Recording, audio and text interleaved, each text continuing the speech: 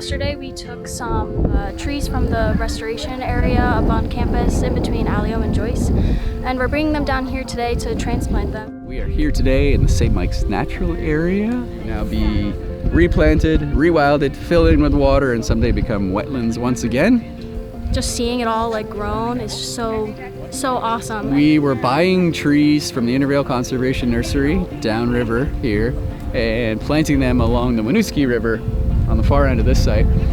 And those get expensive, so we were applying for money every year to buy trees, and it occurred to us, well, why don't we grow some trees on our own? We realized, well, let's start our own small conservation nursery.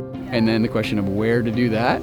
The spirit of this collaborative, student-focused work meant it shouldn't be hidden down here. Let's put one right in the heart of campus. I am an environmental studies major, so this has always been really important to me.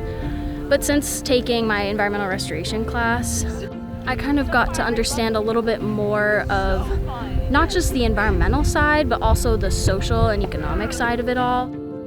Hoping, as we do this year after year, we have a sort of ongoing lineage of plantings, of knowledge, of some of the older students teaching the younger students how to do it.